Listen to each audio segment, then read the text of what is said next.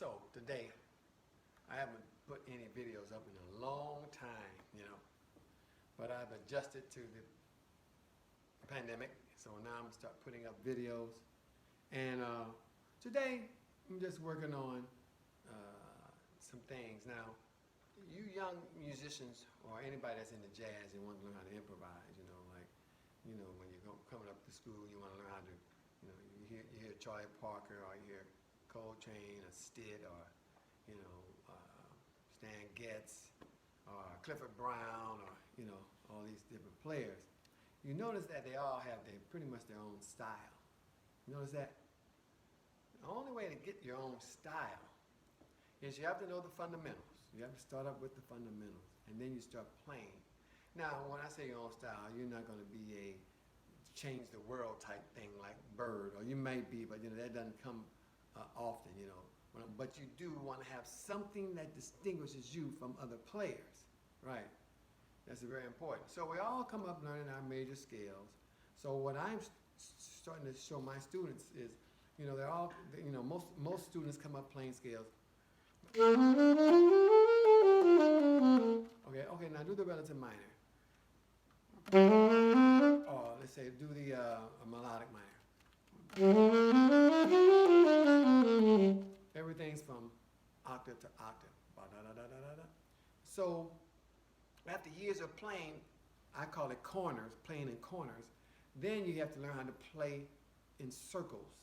Now I know I don't like to sound weird like that, but what I mean by that is you don't want to have like a stop. You want to when you jump up, you come down like that. You don't jump up and come straight down like that. So what I'm teaching them now, this is something I just came up with. It's nothing new that I've come up with, but this is something that I thought it would be helpful for younger players to start playing their scales more like go to the 7th or go to the 9th and come back. Little simple things like that. Like, or go to the 9th. And that kind of way, you're starting to play more how music flows. Music doesn't flow from octave to octave. It goes to, it goes to different levels. So that's what we're doing. So, but in my case, I've worked hard on playing the 2-5-1s. I've gotten as good as I can get with them, oftentimes I'll get into a mode of trying to get like Stitt or somebody, or but where am I in my playing? So, and I think I'm pretty close, and it's been years, but I think I'm pretty close to what I would want to sound like, So there's a scale. I'm not getting too in depth with that, but there are things that I practice, such, for instance, this kind of thing.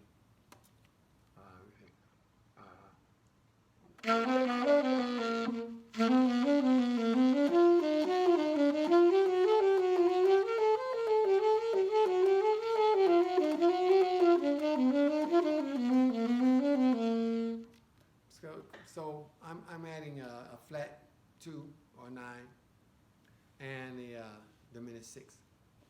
So when say you take a song like Cherokee and you go.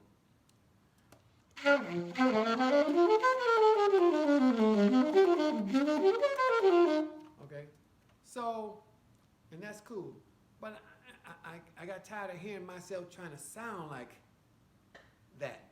So, and I'm just not that good at it. So I started doing this thing.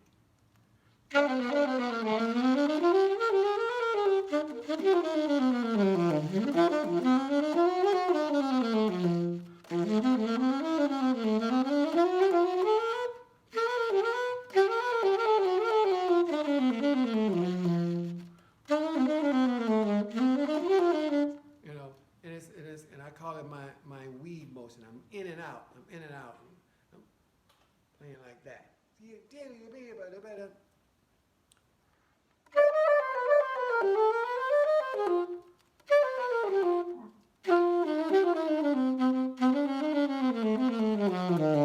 Okay.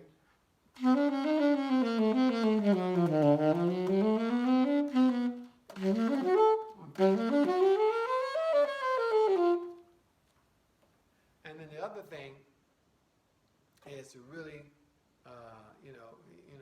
So you can play on the D7, which I call, when I see an A minor 7, or any kind of minor going to 5 to 2, I always look at it as just a fifth extension of the 7th chord, so you have D, F sharp, A, C, right? Then you start on the 3rd, you have F sharp, A, C, E. And on the 5th degree of D, you have A, C, E, G, which is 2, or what I call the 5th stack of the 5 chord. So I'll take that. I can go.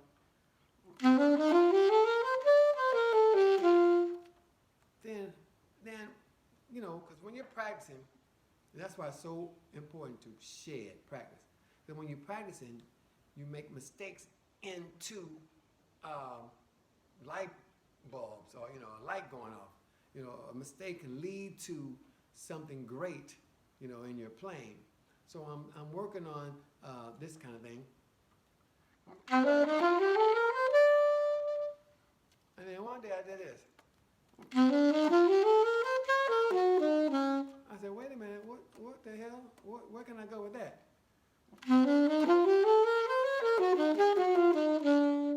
See?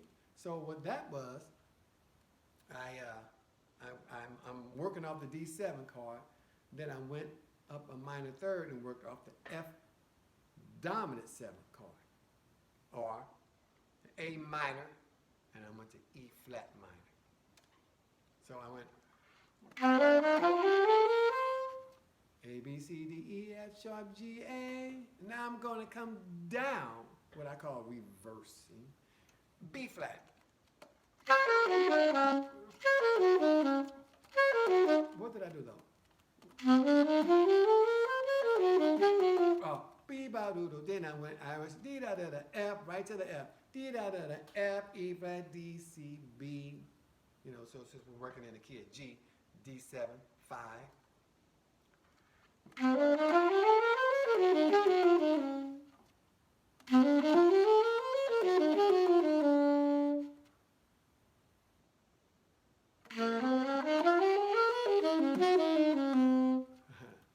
So if we're in the bridge of Cherokee. E flat, F sharp, okay.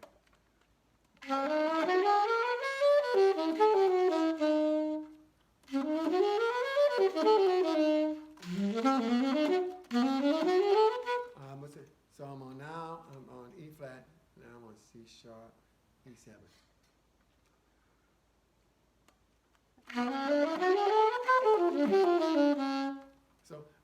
So here's another thing too. I'm just starting to show my students and improv students that numbers are so important. So I'm in the bridge of Cherokee, right? So I know that I'm just working off the 5 chord. I don't concern myself with 2, 5. I just work off 5, the 5 chord. So I'm on the 5th extension of 5. But now, so this exercise is going to lead me to go up a minor 3rd.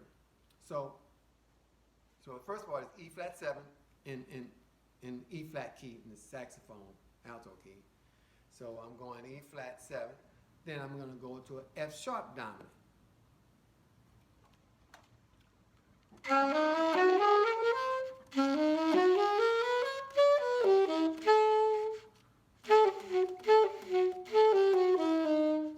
And then I'm going to C sharp dominant. Then I'm going to go to E dominant. That's a minor 3rd, right?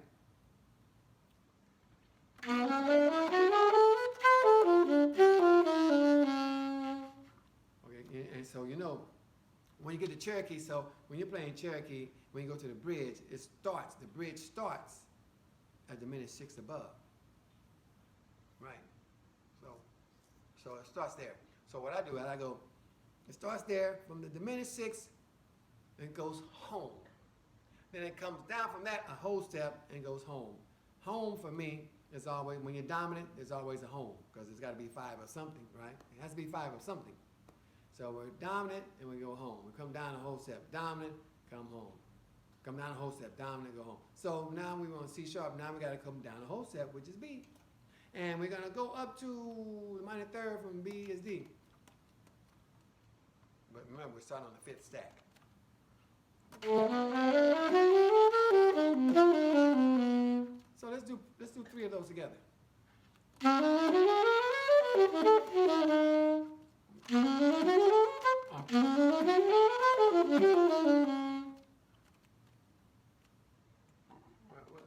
the other one? Oh, I got it already. Oh, B.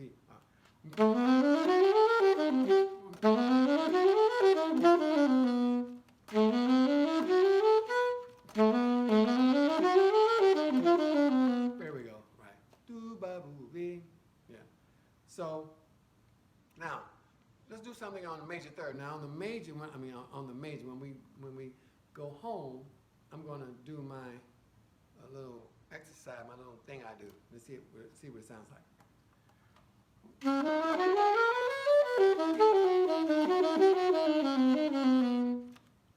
That's pretty cool.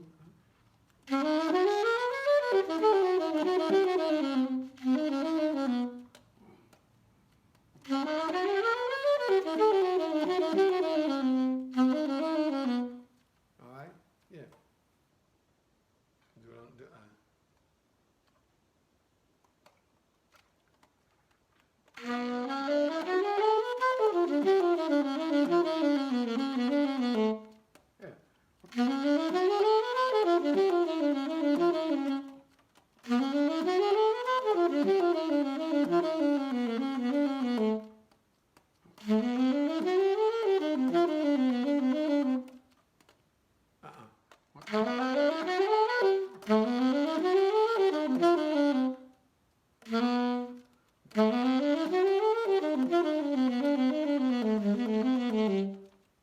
That's just a little thing. I wouldn't actually play it like that all the time, but anyway, so that's what I'm doing. Just really, I put in the work.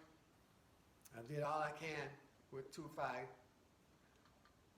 playing in the era of the 50s and 60s, and it's just it's just something that I'm not too big to play it. I just hit a ceiling, and I got to the point where let me try something that fits me more. I know where I need to know the changes in order, and that's the other thing too. You need to know the chord changes. You need to know, as a horn player, we need to know the chord changes just like the piano player and the guitar player. We need to know the extensions, the flats and the nines, the 9, 11, and 13s. And we need to know all of that in order for you to develop your sound, in order for you to know what you're doing. Anyway, that's it for today. I'm going to go ahead and practice what I just talked about, and hope to see you on the next video. Thank you very much.